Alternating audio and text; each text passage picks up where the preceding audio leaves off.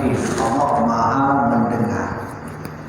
Cuma terkadang doa kita nyonya pasal hanya dikabulkan, bukan berarti Allah tidak mendengar, tapi belum saatnya dikabulkan. Kita sering minta sama Allah doa, minta umur panjang, minta rezeki, minta harta, minta kekuasaan, kebutuhan, hajat sehari-hari, semua kita minta. Tapi terkadang bahkan hanya dikabulkan oleh Allah, bukan tidak dikabulkan, belum dikabulkan. Seandainya ditanya tersebutkan tidak dikabulkan, yang secara tidak langsung hanya menghadap kepada Allah. Baik salah-salah yang ditanya takut tidak dikabulkannya hanya hadap. Bukan tidak dikabulkan, belum dikabulkan. Kan? Tengku lu kahek lu doa buat Allah, lu leke pu leke lagi hana lagi bukan naik. Bukan naik hijau cuma nama kan? Allah Maha tahu. Seandainya kita nyata leke buat Allah mau Allah nunjuk langsung menang, mungkin jid ke sabuk madarat bagi kita ya. Cepat datangnya doa bisa menjadi madarat. Contoh mungkin bagah sombong dia. Contoh mungkin bagah angkuh dia. Maka Allah punya cara mengabulkan doa seorang hamba. Intinya Allah Maha mendengar dan hanya menghadap kita takut Allah tidak mengabulkan doa saya. Nyampe benar. Allah belum mengabulkannya. Maka oleh karenanya jamaah, Allah mengabulkan doa manusia itu 4 cara.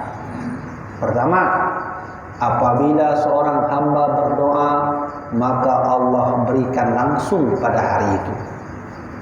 Cara pertama, Allah mengabulkan doa. Yang kedua, apabila salah seorang hamba berdoa kepada Allah, Allah tidak mengabulkan doanya. Hai contoh, ya Allah, lentuan perle motor sabar. Atau lentuan perle peng ya Allah. Maka Allah tidak memberikan duit itu, tapi dengan cara yang kedua, apa? Menghapus dosanya. Ya, dengan syarat sabar.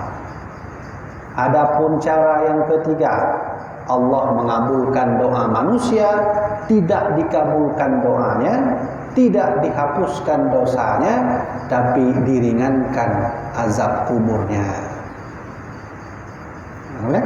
Jadi hanya pergabu betul bedanya talake Allah, lelaki ni hai kabulkan Allah, hanya pergabu dengan cara lain. Tidaklah Allah kabulkan di dunia, Allah kabulkan di alam barzakh dengan cara diringankan ya daripada azab. Adapun cara yang keempat, cara yang paling enak dan jarang diketahui orang. Nyan punya cara yang keputnya ke cara yang paling mengat dan menyujud mandum doa dan nyoba cara yang keputnya. Apa itu tentu? Bahwa cara yang keempat Allah mengabulkan doa seorang hamba bukan dengan dikabulkannya hari itu, bukan dengan cara Allah menghapus dosanya, bukan juga dengan cara Allah meringankan azabnya, tapi Allah memberikan surga untuknya. Ini yang paling menang. Ya benar kan? Jadi tinggal waktu kita yang merumpuk dengan Allah, Allah berkata, wahai hambaku, memanglah dulu kau minta banyak doa kepada aku, tapi aku tak kabulkan. Memanglah dulu kau minta hajat kepada aku, tapi aku tak kabulkan. Tapi hari ini karena kau bersabar, kau telah menghadapku, ku berikan semua doa ini untukmu dengan cara kau masuklah ke dalam Jannatul Naim, surga yang penuh dengan nikmat. Yang ke doanya lagi yang tak boleh.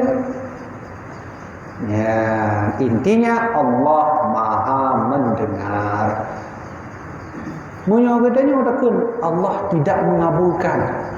Yang sama cik kitanya hana menghadap Allah dan sama cik kitanya takkan Allah tu tuli. Ada lagi orang meyakinkan tabuk tauhid tapi secara amai hana diyakinkan. Mandum sepakat katanya ahlu sunnah wal jamaah bahawa Allah itu maha memberi kehendak. Kamu maha bertakdir. Kamu mandum dia tu. Tanya patih kan? Patih kita kepada hal yang lainnya secara iman. Tapi orang menyapatih kepada lisan saja tanpa berhati meramah sini. Kamu percaya enggak Allah itu maha berkehendak? Percaya? Kamu percaya enggak Allah itu punya takdir, kudrah, berkuasa? Percaya? Percaya. Tapi ketika dalam hal perbuatan hanya dapat ini. Contoh dan disebabkan mandum bak selain Allah. Ilun depu sakit depu. Nian. Dia tanya sakit ikhtiar kana tapi sabi berikhtiar. Hanya katanya sabi dalam ikhtiar hana bertawakal kepada Allah Subhanahu wa taala.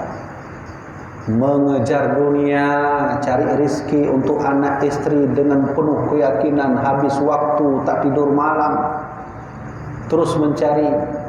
Dia lupa bahawa yang memberi rezeki itu Allah. Seorang suami wajib mencari rezeki tapi tidak wajib mendapat rezeki. Kamu lihat? Lawainya mau balik dinku. Saya harus cari rezeki dan wajib dapat rezeki. Kalau enggak saya enggak pulang. Ya kan? Ini yang salahnya. Yang model lagi yang salah katanya dalam bersyariat. Yang wajib cari terus rezeki, dapat sikit alhamdulillah, dapat banyak alhamdulillah, enggak dapat pun alhamdulillah. Nah, inilah yang disebut dengan bertauhid dengan lisan dan bertauhid dengan perbuatan. Yang lainnya cuma kejadian katanya tentang corona. Corona itu ada. Wallahu a'lam, Allah yang Maha tahu. Tapi selapis kita harus tahu bahawa yang buat itu juga Allah Subhanahu wa taala.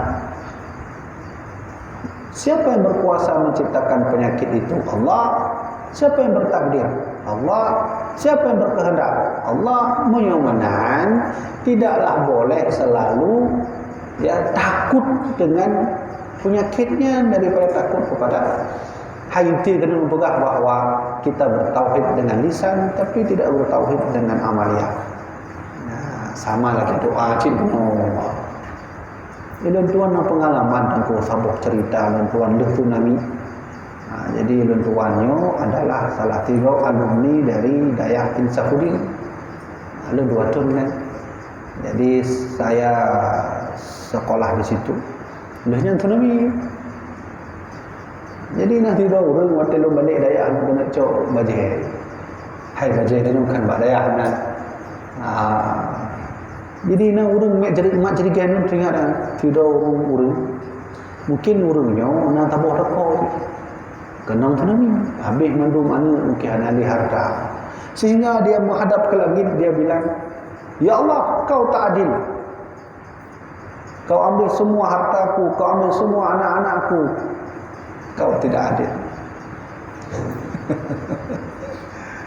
Ini fenomena yang bisa kita lihat di mata kita hari ini. Itu satu di antara 1000 contoh yang ada di depan kita. Artinya bertauhid secara lisan saja tapi tidak bertauhid secara amalia. Nah, begitu caranya. Termasuk cara mengamalkan tauhid sama Allah. Gimana cara itu? Allah itu Maha mendengar. Ya. Gimana cara mengamalkan tauhidnya? Pertama, yakinkan Allah Maha mendengar. Sudah yakin? Sudah. Kemudian kembalikan semua yang sifatnya mendengar kepada Allah Subhanahu wa taala. Gimana contoh? Saya tidak bisa mendengar kecuali Allah. Saya tidak bisa melihat orang kecuali Allah. Saya tidak bisa melakukan sesuatu kecuali Allah. Ya, menanjar. Jadi dengan cara yang lainnya, insya Allah batin kita kuat. Bahkan Nah dalam kibat moto urun kesehatan, ya moto urun kesehatannya gimana? Gimana kan? Diri yang sehat ada pada jiwa sehat. Ya kan? Gimana ke inti adalah sehat badan kita nyonya tergantung pada sehat jiwa. Ya kan? Man pucuk-pucuk idanya kayak anak peng dan mencuri lagi contoh kasus anak Abu Rizal Bakri. Itu orang kaya itu. Bukan orang kaya di Indonesia, mungkin di Asia Tenggara. Tapi jiwanya kurang sehat. Terkena kasus narkoba, masuk dalam penjara. Jadi koninya bukan pada duit jiwa kita sehat. Ya, kan? Jadi jamaah dirahmatillah Allah, begitulah cara mengamalkan sama Allah. Kadang najib terbahagian saudara gitu dari kaum Khawarij. Ya, di Aceh ini. Kamu kenapa sih harus minta doa sama Syekh Kuala? Kan langsung minta sama Allah. Allah Maha mendengar. Nah, tunggu lagi. Kenapa sih harus minta wasilah kepada Nabi? Wasilah ila hadratin Nabi Mustafa-nya wasilah nanti. Hanyalah kebahagiaan katanya. Kebahagiaan pun di Acehnya. Dia meyakini bahwa untuk apa bertawasul pada Nabi? Allah Maha mendengar. Untuk apa bertawasul pada ulama? Allah Maha mendengar. Untuk apa dalam doamu kau sebut nama ulama? Allah Maha mendengar.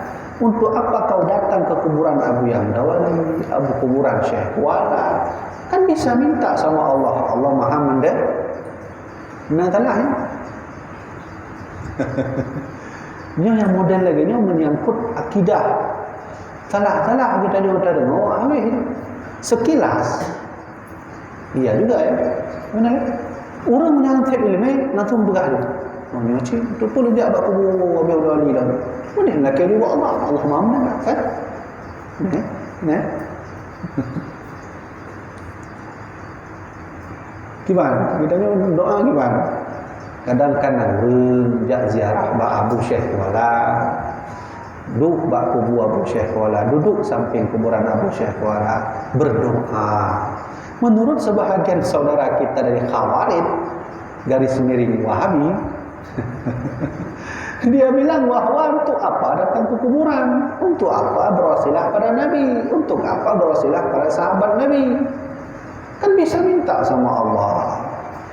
Kan Allah Maha mendengar. Gidanya ke mana kan? Gidanya Ahlus Sunnah wal Jamaah kan tajak bak kuburan. Kon tak laki bak urung kuburannya. Titip doa. Tiba cara Abu Syekh Kuala ruh dronian hudib. Maka dronian ngan Allah taurat jarak menyumenan sampaikan doa don ji Allah. Nah, berkah, kacau berkah ya. Apakah ada dalilnya? Dengu, saya berdoa harus pakai wasilah Nabi. Saya berdoa harus pakai wasilah ulama. Saya berdoa harus pakai wasilah sahabat Nabi. Wah, tidak ada dalil. Contoh, Nabi Adam alaihissalam sesama Nabi le jule. Sesama nabinya, bukan sesama manusia biasa.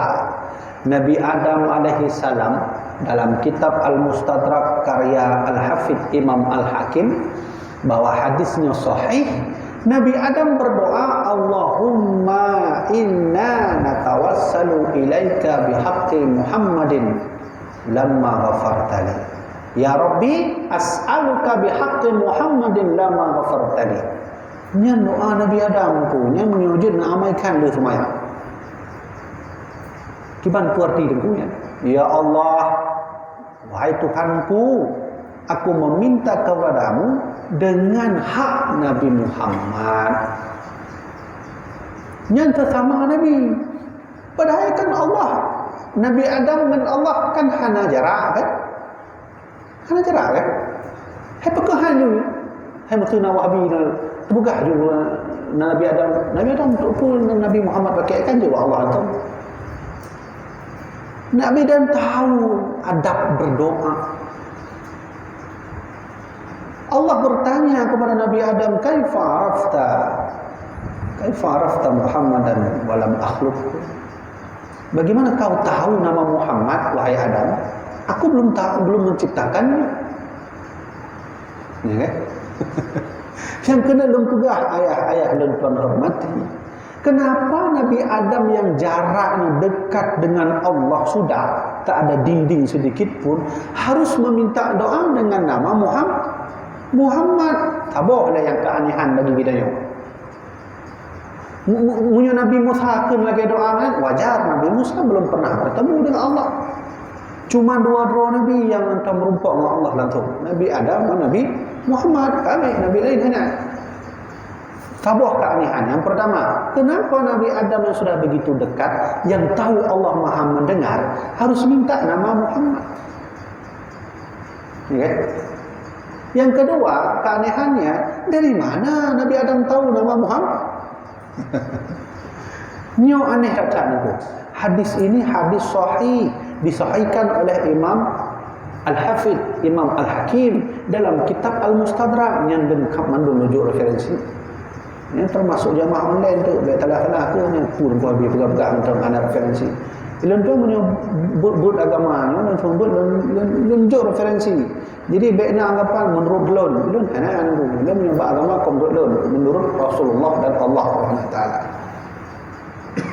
Kaifa arafta ya Adam? Kaifa arafta Muhammadan wa lam akhluqhu? Dari mana kau tahu nama Muhammad? Aku belum menciptakannya. Nabi Adam bercerita, ya Allah, ya Tuhanku, ketika kau menciptakan ruh dan kau titipkan ruh ke dalam tubuhku, lalu terbukalah mataku ya Allah, lalu bergeraklah tangan dan kakiku, lalu tubuhku bergerak, dan pertama kali ketika mataku terbuka, aku melihat nama di salah satu tiang arasmu tertulis La ilaha illallah Muhammadar Rasulullah.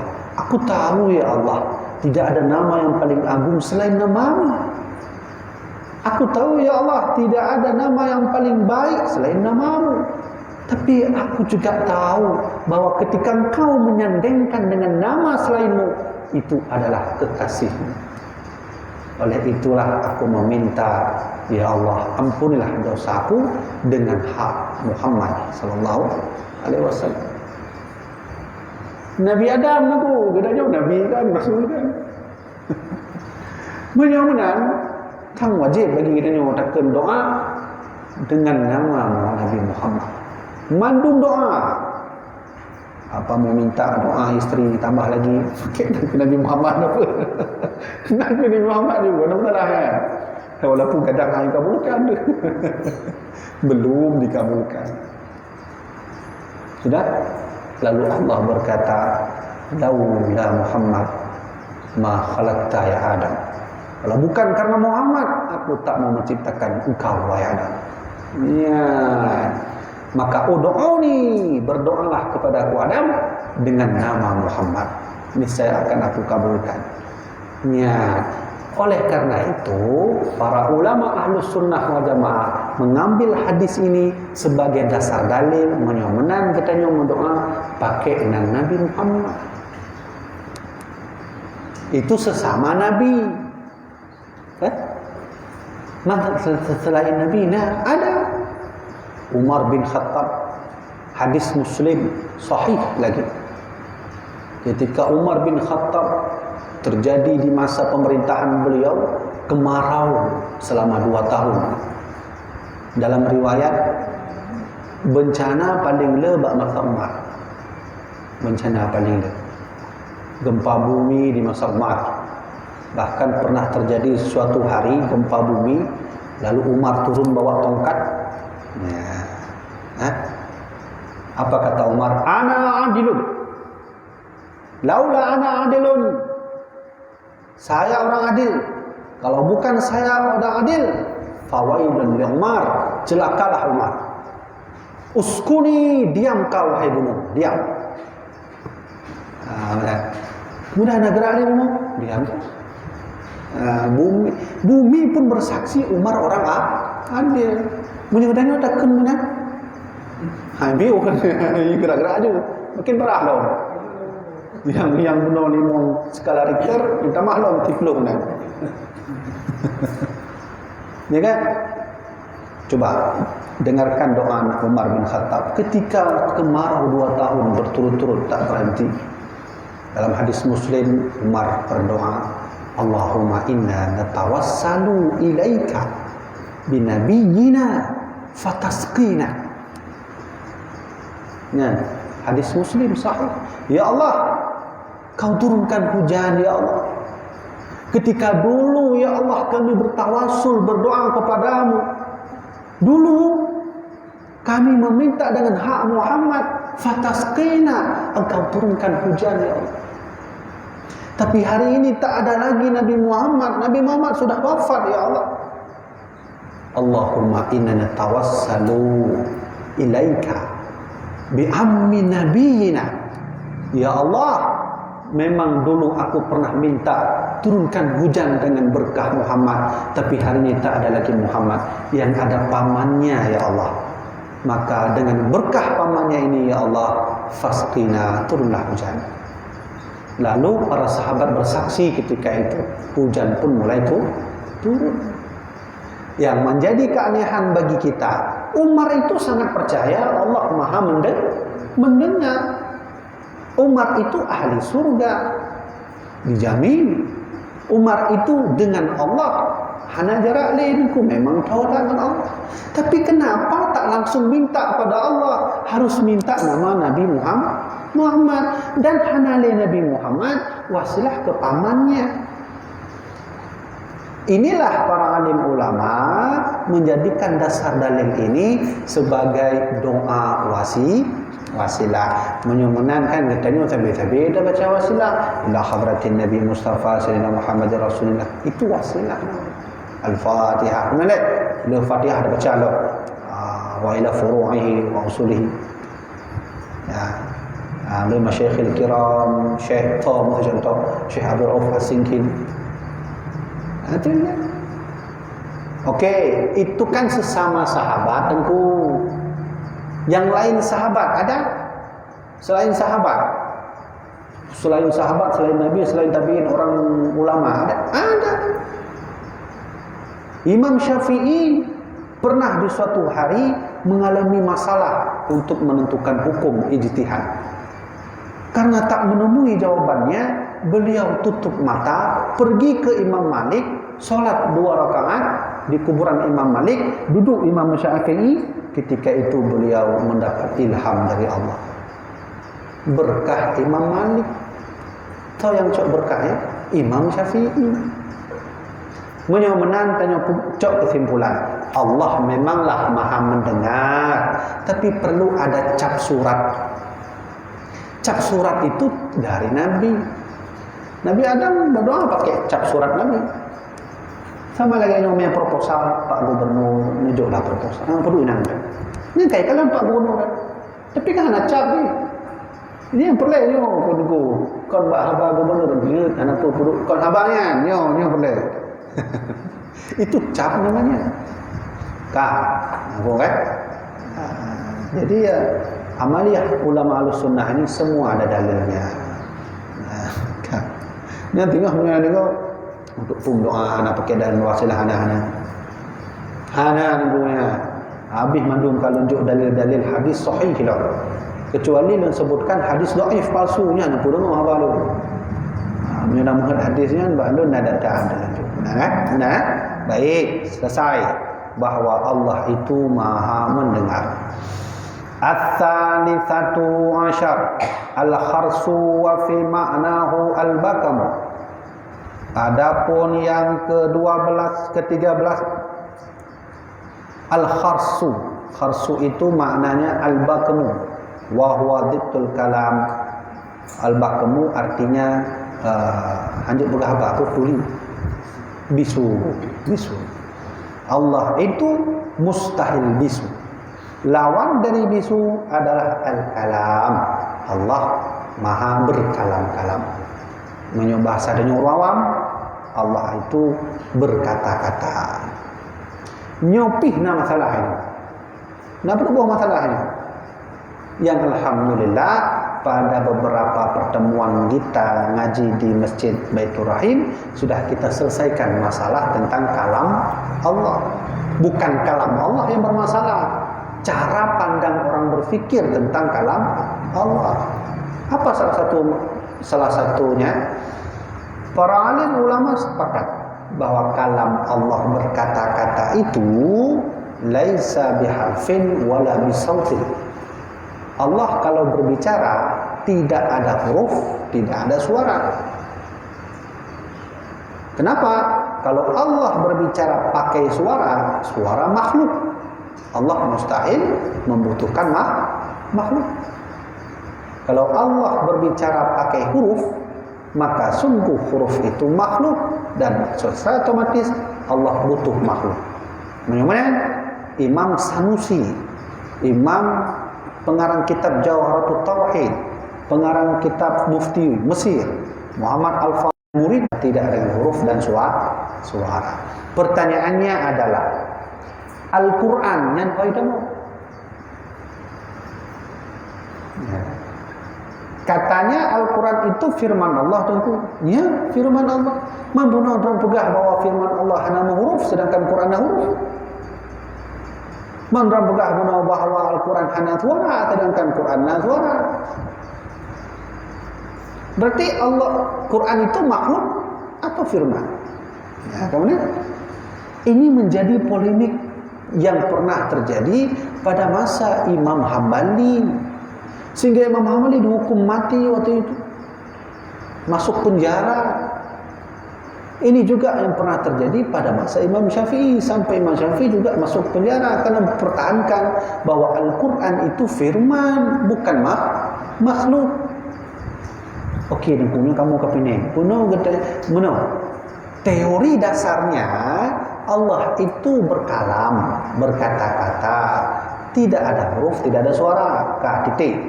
Yang dasar hukumnya begitu. Tapi Al-Quran kan berhuruf. Al-Quran kan bersuara. Ketika kita lantunkan, bersuara. Berarti firman Allah bersuara dong. Atau bahasa lainnya, Al-Quran itu makhluk. Kalau Al-Quran makhluk, maka firman Allah makhluk. Menurut firman Allah makhluk, maka kalam Allah makhluk. Menurut kalam Allah makhluk, maka Allah itu makhluknya. Kabeh. Nah, gimana?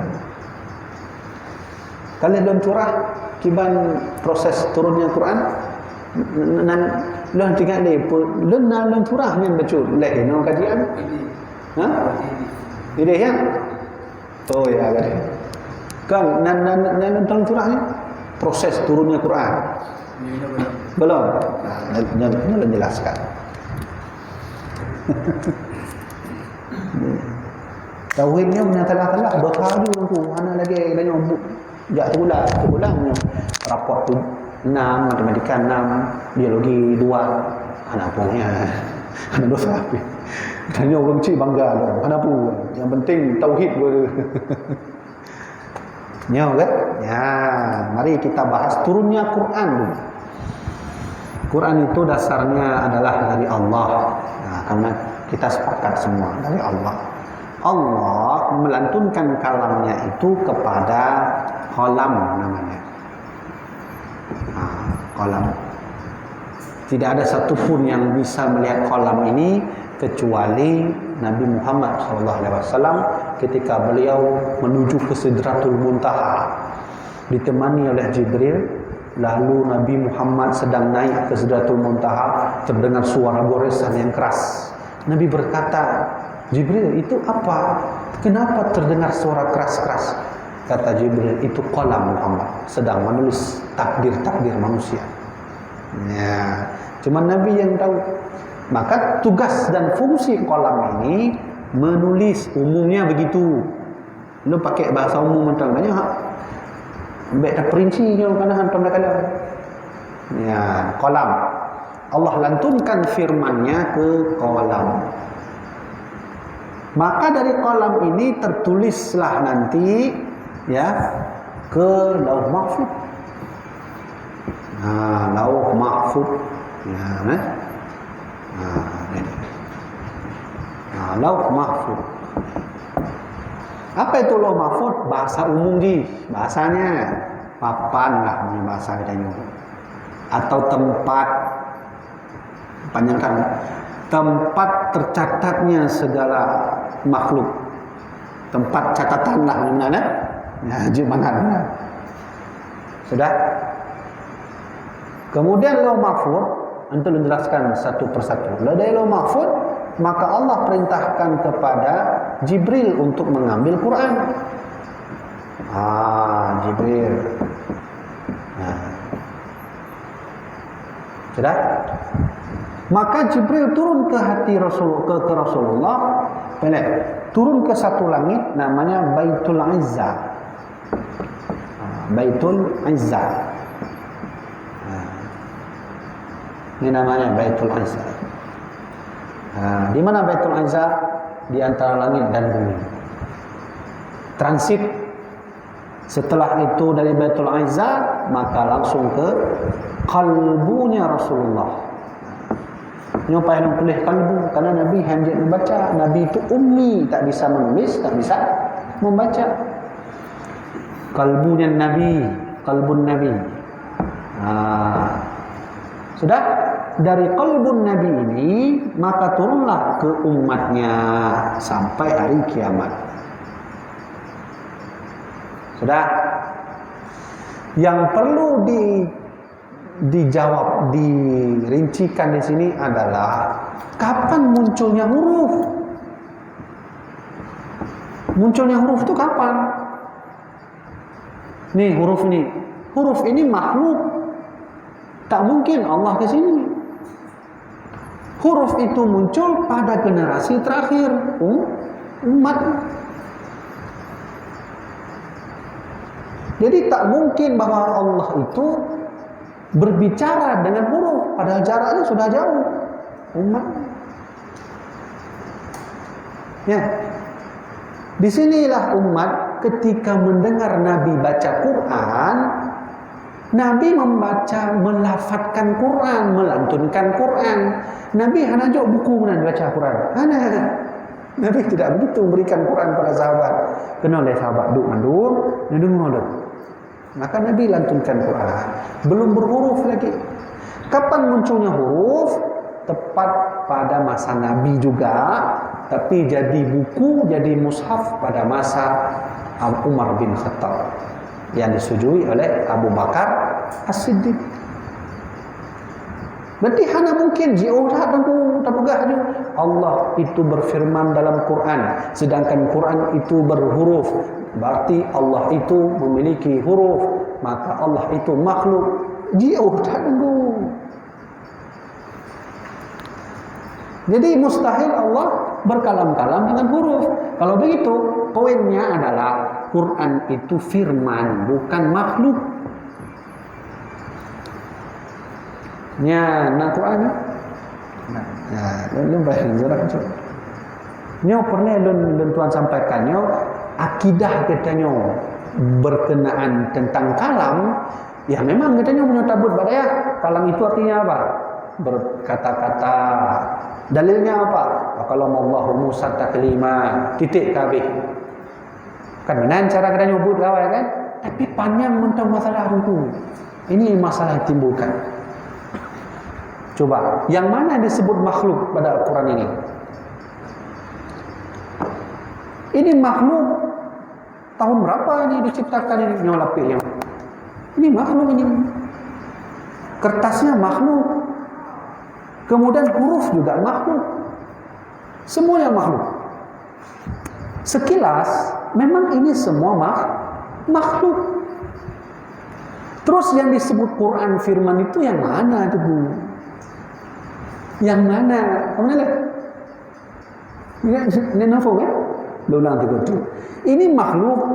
Ya, ini makhluk. Kertas makhluk, tulisan makhluk, harakat makhluk, titik makhluk, dhammah makhluk, huruf makhluk, mandum makhluknya.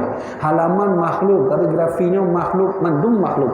Mana mandum makhluk? Pakcik yang ikut Quran. Ya. Yang mana yang sebut Quran? Ini tanya. Sudah. Untuk lu jawab yang berakhir jawaban dan tuan. Huruf ini muncul pada masa terakhir. Maka mustahil Allah itu berkalam dengan huruf. Tidak mungkin.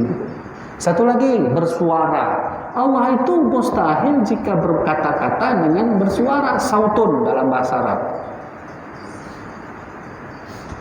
Apakah ketika saya baca Quran, Bismillahirrahmanirrahim, Alhamdulillahirabbil alamin, itu suara? Apakah suara itu Quran, firman atau makhluk? Suara itu makhluk juga. Nya menyokam makhluk pak cik firman dengku. Suara makhluk, huruf makhluk, semua makhluk. Sudah, nyolong jawab. Yang disebut Quran itu makna yang terkandung dalam huruf dan suara. Di mana duduknya makna? Bukan pada ini, bukan pada lidah. Makna itu di sini. Ketika lu sebutkan bahwa hitam, orang akan timbulkan makna gelap, tak bercahaya. Itu kan makna itu timbul. Ya kan? Contoh. Allah menyuruh kita wala taqrabuz zina, janganlah kau berzina. Apa yang timbulkan situ dari pikiran kita? Berarti dengan haram. Allah enggak bilang haram di situ. Makna itu yang timbul, itulah yang disebut firman. Apa makna itu berwujud? Tidak ada satupun yang tahu makna itu berwujud kecuali Allah. Contoh lain ni. Lainnya mutu naik anak min dia tu bagai tu nak. Terbuka hanya anak min, anak turun ke atas turun. Naik dengan mungkin nak sebahagian turun anak min dengan. Tapi munyo lagi yang dengan lagi mah lagi yang.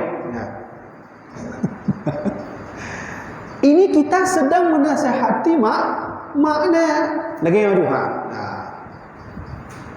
Nah itu anak min yang itu. Kemudian itu makna dia itu tak berwujud, tapi dengan begini saja anak kita turun dari bagai. Ini yang disebut firman tadi. Dia tak berwujud itu. Ya, benar. Jadi Quran itu bukan di sininya, bukan pada suara, bukan pada hurufnya, tapi pada maknanya. Lebih daripadanya dengkuk dan kamu fakat Quran itu makna. Itu bilang tu masalah lain. Menyo makna kenapa harus uduk pakai Quran? Ya, gaduhlah masalah lain. Kalau tengku bilang makna, kenapa harus pegang Quran? Sedang Quran makhluk. Ya. Makna itu secara hakikatnya tumbuh dari huruf dan suara. Walau demikian, tanpa huruf dan suara, makna juga bisa timbul. Karena Quran ini perlu dibaca oleh manusia, bukan malaikat, maka perlu huruf, perlu suara. Kalau begitu, makna ada terkandung dalam huruf dan suara. Kalau begitu, la yamassuhu illa mutahharun. Jangan kau sentuh Quran kecuali dengan suci. Di antara dua inilah ada makna yang terkandung di sini. Ini enggak nampak makna ini. Ya, itu deh. Inilah yang disebut firman Allah nanti. Ini hanya Allah yang tahu bagaimana wujud makna. Tama lagi akai je, drone akai. Nah ada pumpa hidup. Laulai, acini pelah ulai nah. Nan tama je. Nyan kan coba lihat proses turunnya Quran. Itu bertahap. Maka hari ini saudara kita juga dari kalangan Khawarij garis miring Wahabi, dia bilang bahwa Quran itu juga makhluk. Itu pendapat Imam Ibnu Taimiyah. Kalau kita sebut Quran makhluk, sungguh maknanya juga masuk dalam kategori makhluk. Kalau begitu, Allah berkata-kata perlu yang namanya huruf dan suara, atau dalam baris besarnya makhluk. Kalau Allah perlu makhluk, maka Allah juga makhluk. Yang kami kasih sabar. Ya, ini yang dipertahankan oleh Imam Hambali sehingga sulit oleh raja saat itu untuk menundukkan Imam Hambali, di penjara Imam Hambali.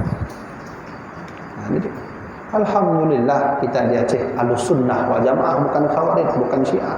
Punya tempat Syiah, punya Khawarij, wah habis Hanali. Jadi apalah Lauh Mahfuz. Nah, sekarang pertanyaan terakhir adalah, apakah kolam menulis dengan huruf di Lauh Mahfuz? Wallahu a'lam. Belum Tuhan hukum. Ya, apakah ketika catatan Lauh Mahfuz tertulis dengan huruf oleh kolam lalu diambil oleh Jibril? Wallahu a'lam. Lalu Jibril turun ke Baitul Izzah, turun ke Nabi Muhammad, tidak diajarkan huruf, ya kan? Diajarkan kepada Nabi Muhammad dengan makna Quran. Nah, itu benar lah.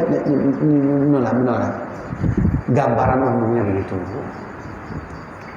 Ya, maka baklunna buku fatwa Abu Yamdawali, ketika Nafiro murid Abu Yamdawali tanya, yang Abu ya, yang hanjit kamu sentuhnya ke Quran yang laginya atau kibah? Maka Abu Yamdawali menjawab, Quran itu ada 3. Quran yang ada di sini, Quran yang ada di sini hati Nabi, Quran yang ada berhuruf. Ketiga-tiganya tidak boleh disentuh, melainkan harus berwudu atau bersuci. Kalau Quran ada di sini, maka sungguh malaikat harus bersuci. Gimana cara suci malaikat? Nah, malaikatnya mana? Nah, kalau Quran berada pada hati Nabi atau hati kita, maka sungguh ketika membaca juga harus bersuci, berwudu. Kalau Quran ada pada umat ini dengan berhuruf dan bersuara, maka juga harus menggunakan Quran dengan berwudu. Hanya fatwa wianya dalam kitab Al-Fatwa. Ya, nama kitabnya balik. Ya, maka ini cerita ini semua ini meluruskan kalam Allah yang selama ini banyak orang salah bertauhid dengan kalam Allah. Yang mandum penjelasannya. Seolah-olah kalam Allah itu berhuruf, bersuara. Tidak ada. Kalam Allah tidak berhuruf, tidak bersuara. Ya. Jadi ada yang disebut dengan Quran, ya. Ada disebut dengan hadis qudsi. Nanti dengar hadis qudsi. Hadis qudsi itu maknahu minallah wa lafduhu min Rasulillah. Menan yang kalau dipegang dalam kitab dalam kitab mustalah al-hadis. Ketika Nabi berbicara, itu maknanya dari Allah turunnya, kan? Sekalian maknanya bukan huruf. Maknanya turun ke Nabi Muhammad, lafaznya pakai lafaz Nabi. Gimana contoh hadis qudsi? Man dzakarani fi nafsi, barang siapa yang mengingat aku, dengan dirinya dia mengingat aku. Ketika ada duit dia ingat aku, ketika miskin dia ingat aku, ketika sakit dia ingat aku, ketika sehat dia ingat aku. Fadzatuhu fi nafsi, dzakartuhu fi nafsi, maka aku ingat dirinya dengan diriku.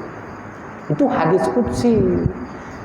Ketika Nabi menyebut man dzakarani, itu bukan lafaz Allah, maknanya diturunkan, Nabi yang olah. Kalau kita macam no, dia main ngomata, nanti roh sahabat ada ini. Dia ni yang kena tak pegang, sahabatnya kata, kan ngomata dengan, belah dia. Yang makna tak petruk buat ngondanya, tinggal ijak ngondanya. Ya, kan benar. Itu namanya hadis qudsi. Sedangkan Quran itu semua dari Allah Subhanahu wa taala. Jadi jamaah dirahmatillah Allah, maka inilah kalam Allah Subhanahu wa taala. Ini yang kapu peduk kan? Bahawa belum. Jadi lu rasa aku benar kan sementara karena tanya mungkin ada jawab 30 minit benar dalam hal tauhid. Jadi InsyaAllah besok kita masuk ke 14 ya, berkenaan tentang Allah itu adalah mustahil ajizan, artinya Allah itu mustahil lemah, dan seterusnya. Jadi yang maha dirahmati Allah tuan-tuan untuk ya tengah hanya kiban mbak online ya.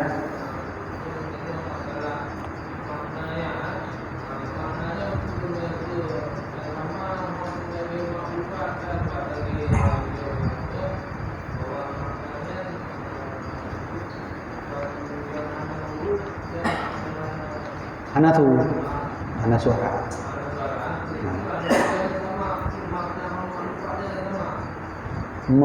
Ma'rifatnya jalan menuju Allah. Jalan menuju Allahnya perlu beberapa metode. Metode dengan lafaz sehingga taturi Allah. Artinya lagi Allah firmankan afala tatafakkarun. Ya, dengan lafaz manusia, lafaz lafaz Allah. Ma'rifat itu jalan menuju kepadanya. Kalau makna nyana hubungan dengan ma'rifat. Setiap ma'rifat perlu ada makna, setiap makna tidak perlu ada ma'rifat. Maknanya umum.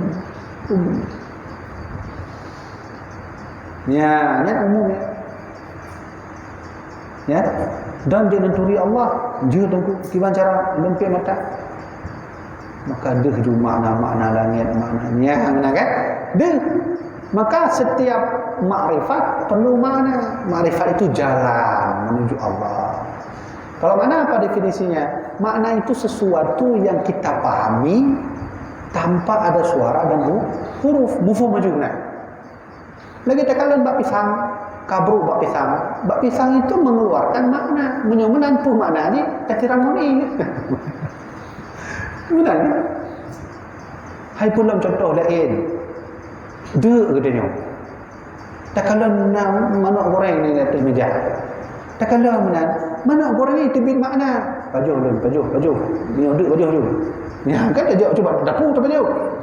Hanya pegah abangnya manuk yang pajuh. Ni anak dia pajuh lebih orang mana. Tak begitu. Jadi makrifat itu jalannya, makna itu yang memberi jalan itu agar bisa jalan. Dan maknanya dekat luah dan aku makna. Maknanya luah tannya arti ini.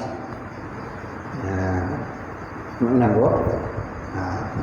Jadi setiap makrifat perlu ada makna, setiap makna tidak perlu ada makrifat. Ya kan? Kak. Nah, yang lain kebangku nasi. Nah, cuma lu ada makna bahas ni karena kali pelajaran yang lalu minta paham panjang. Ya, nah takluk kepada qudrah iradah. Kalau Allah berkalam tanpa qudrah, takluk qudrah, maka Allah lemah. Yang salah lah. Dia tanya panjang dia tak pegah apa? Mati ke ha? Aci demam. Allah tidak demikian. Berkalam Allah itu harus ada kuasa qudrah. Hanya ada pada bahasa ini.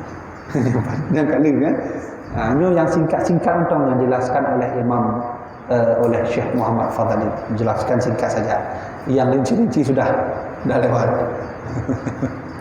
Gimana kita nilaiin kan? Gimana Pak online? Jemaah online ya gimana? Dari Tutu Fakhrul Razi. Assalamualaikum. Abu Yakiban hukum urang yang hana ditulis etiket Imam Flow dan kiban cara tak tulis etiket Imam Flow ku harus hafal atau kiban. Yang pertanyaan pertama kiban hukum urang yang hana ditulis etiket Imam Flow. Yang kedua kiban cara kita tulis etiket Imam Flow ku hafal atau kiban. Yang pertama, orang yang tidak mengerti sifat 50, bagaimana hukumnya? Orang kalau tidak mengerti sifat 50, maka akidahnya goyang. Kalau akidah goyang, imannya pun goyang. Kalau iman goyang, ibadahnya pun mulai goyang. Kalau ibadah mulai goyang, hidupnya pun goyang. Kalau hidup sudah goyang, maka ibarat jasadnya hidup, nyawanya mati. Maka perlulah kita mengenal Allah, perlulah kita meyakini tentang segala hal tentang Allah dengan cara belajar sifat 50. Kita faham wujud Allah. Apa itu wujud? Ada. Kamu paham enggak? Ada. Begini penjelasannya. Kita percaya kudrah, iradah, ilmu Allah dengan yakin, sehingga menyokali kita yakin bahawa Allah buat ibadah. Kamu enggak ada mulai Allah nyan hadir. Hadir hati kita pada Allah. Jadi perlulah belajar sifat 50. Yang kedua, bagaimana hukumnya orang yang gimana? Yang dua mana? Nomor dua gimana? Orang yang anak dan kibanjara taturi yang ke-50. Aku harus hafal atau ketiban. Cara mengetahui sifat 50 itu, tahu dulu apa itu 50. Wujud, qidam, baqa, mukhlafatul hawadisi, lawatnya apa? Dan hudus, memasalatul hawadisi. Sudah hafal semua tengku? Sudah. Kalau gitu saya minta artinya. Wujud artinya apa? Ada. Qidam artinya apa? Terdahulu. Baqa artinya apa? Kekal. Sudah. Kalau begitu pahamilah setiap ayat, setiap sifat tadi. Bagaimana pahaminya? Ya belajar tahu. Sudah semua? Sudah. Selesai. Kawin. Hanya penyampaian. Katanya orang awam yang wajib katanya turi tentang sifat Allah yang 50. 50 ni kan sifat Allah. Mandum 20 wajib bagi Allah, mustahil 20 bagi Allah. Apa belum? Put yang wajib bagi Rasul, para Nabi, dan put yang mustahil bagi Rasul. Jaiz tabuh ba Allah, jaiz tabuh ba Rasul dan para Nabi. Mandum 50. Apakah perlu kita belajar sifat tentang Nabi, Rasul? Perlu. Beda anggapan dia tinggal melalui dibit urinang kan mengaku roh Nabi. Orang mengaku Nabi di Indonesia itu orang enggak paham tentang sifat para Nabi dan Rasul. Tinggal mengaku roh dalam Nabi. Tapi 26, pada kali utara kan berdiri 27, 28 hitung dulu tahun Nabi awal. Lalu 26 mufakat juga lain 27. Tinggal terus kedai Nabi ke 120 pada. Di mana aja? Ya, jadi perlu belajar itu. Kan membuat jadi sifat 50 ini saya sampaikan sekali lagi, Nabi sudah menyetujuinya, Nabi Muhammad sudah merestuinya. Pelajaran wujud qidam baqanya tempu yang direstui oleh Nabi dalam lempo Syekh Ahmad Al-Marzuki. Kata Nabi Muhammad, man hafidha hadhihi mandumah, siapa yang mau menghafal sifat 20 ini, mandumahnya bait tauhid, nalal maksud wa dakhalal jannah, maka dia akan tercapailah maksud dan masuk surga. Jadi hana puragu sifatnya, insyaallah nya akan direstui oleh Nabi Muhammad dalam lempo Syekh Ahmad Al-Marzuki. Langsung Nabi buka sayyidnya keturunan Nabi kan, Syekh Ahmad Al-Marzuki keturunan Nabi. Dan alhamdulillah bedanya orang Aceh belum baca dalam naskah Aceh Mukuta Alamnya, kono Mukuta Alam, bahwa nek tu mulanya raja-raja nyuci buat. Jadi bermanhaj ahli sunnah. Jadi ajalah untuk benarnya. Nyo lonjok tabuh tu untuk online. Ambil untuk saya. Gurunya pagi-pagi. Ni anak lain. Tabuh tu nak.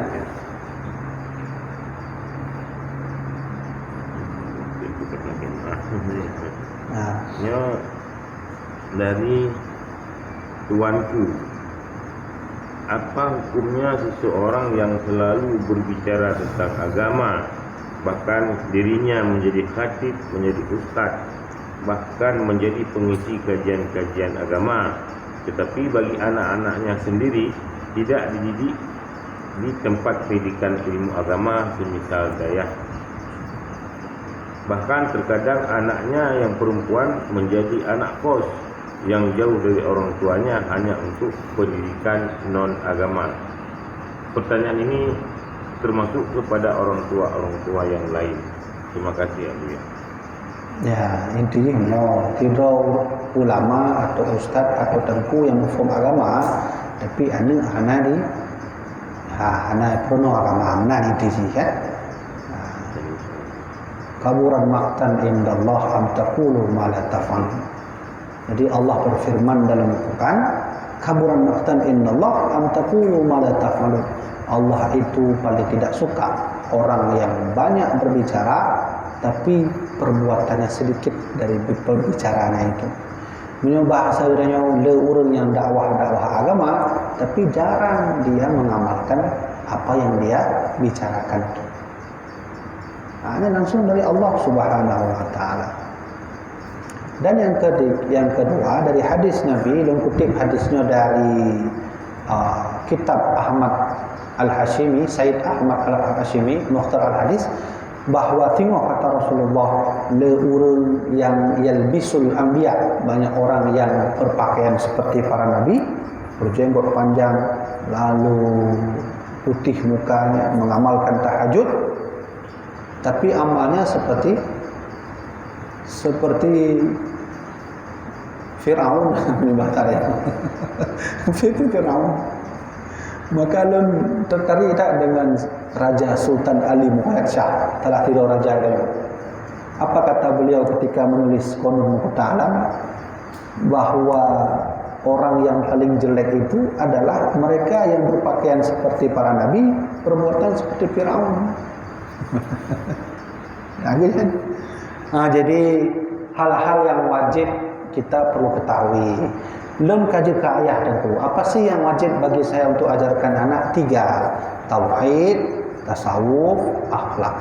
Tauhid mengajari kita hubungan dengan Allah, fikih mengajari kita sah atau tidaknya ibadah, tasawuf mengajari kita tentang akhlakul karimah. Kaji terkenal kabeh yang terserah bagaimana. Dem nemuhan tamu polisi tamu. Nemuhan tamu TNI tamu. Nemuhan tamu PNS tamu. Yang pasti baik tua dengan baik boleh. Tauhid, tasawuf dengan fikih. Mana fikih kaji matan takrib kaji. Mana tasawuf ta'alim kaji. Mana tauhid ya kifayatul awam kabeh. Yang terserah bagaimana itu. Kau kena jak-jak tu. Ya baik tua lah boleh. Kabeh ya? Empat itu boleh aku ya dulu nama tu. Dia nak kita. Pertanyaan Abu Ya jelaskan bentuk agama yang awam tentang maksud awaluddin ma'rifatullah. Yang awaluddin ma'rifatullah, dasar agama itu mengenal Allah. Saya bukan orang Islam nampu, tapi saya tahu tentang Allah. Dia secara otomatis sudah beragama. Maka khilafiyah ulama tentang seseorang yang mati sebelum Islam tapi keyakinannya sudah ada, apakah dia disebut Islam? Dengan seseorang yang meyakini tapi sudah melantunkan syahadat. Belum ulang juga tu. Ulama berkhilafiyah. Silahkan buka kitab Durus Samini, Muqaddimah, berkhilafiyah, berbeda pendapat. Saya tentu orang kafir, tapi saya sudah yakin Allah ada, belum bersyahadat lagi, meninggal. Apakah seorang Islam? Satu lagi, saya tentu orang kafir, tapi sebelum meninggal saya sudah meyakini Allah dan saya masuk Islam. Apakah sudah Muslim? 2. Yang ketiga, saya tentu orang kafir, tapi saya melafadzkan syahadat. Hati saya masih ragu tentang Allah. Apakah saya sudah Muslim? Lebuh kasus. Kan? Maka oleh karena itu ada istilah awaluddin ma'rifatullah. Agama itu sudah ada dalam hati ketika kita meyakini Allah walaupun belum bersyahadat. Itu sebagian pendapat ulama lain. Ada ulama bilang itu tidak sah. Kenapa? Syahadat harus dilantunkan dengan lisan. Apa masalahnya? Ingat, Makanya ini khilafiyah. Abu Talib itu Islam atau tidak? Abu Talib, coba buka kitab Bidayah karya Imam Ibnu Katsir. Imam Ibnu Katsir menukil beberapa pendapat ulama. Abu Talibnya nuri Islam atau enggak? Nabi datang ke Abu Talib, walladzi nafsi biyadi, demi jiwaku kuserahkan semua kepada Allah. Wahai Abu Talib, ucapkan syahadat, syahadat. Nanti besok akan aku minta kepada Allah khusus untukmu, wahai paman, masuk Islam bersama aku, masuk surga bersama aku.